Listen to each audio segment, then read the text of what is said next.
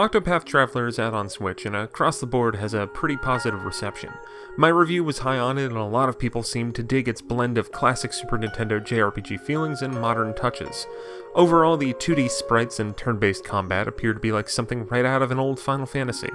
While the style might not be something foreign to the catalog of developer Square Enix, the main minds behind Octopath Traveler don't quite have the 90s pedigree you might expect.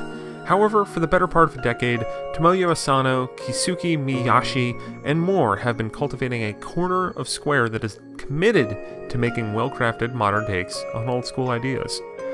Tomoya Asano's career started off at Enix, working on Grandia Extreme. However, following Square's merger with Enix, Asano started dipping his hands into the Final Fantasy series. He was a producer on the remakes of Final Fantasy III and IV for the Nintendo DS, both of which had an art style that would be a precursor to his later original works.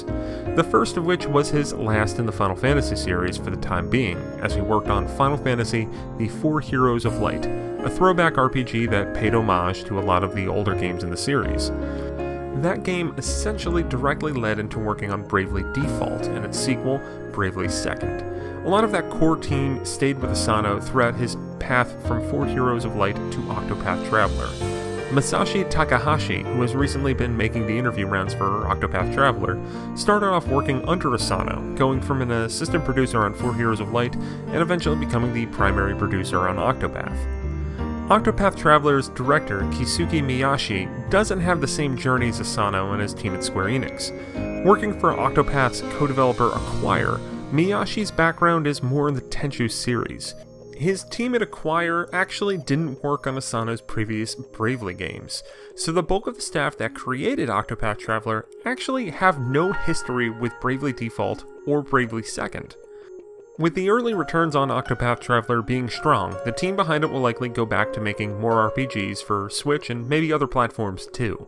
Takahashi and Miyauchi are both in their early 30s, so their game-making careers still have a lot of legs. Knowing that their first collaboration wound up being a game I enjoy very much, I'm hopeful that if they work together again, it'll also be something pretty cool and worth paying attention to. Hopefully it'll, stick around on Switch too, that'd be neat. So that's a little bit of the history of how Square Enix got to Octopath Traveler. If you'd like to see more kind of mini videos like this, dipping into the history of developers and different companies, feel free to like, subscribe, and leave a comment below. We'd definitely love to have an excuse to do more of these, but y'all gotta watch it, so do that. Bye.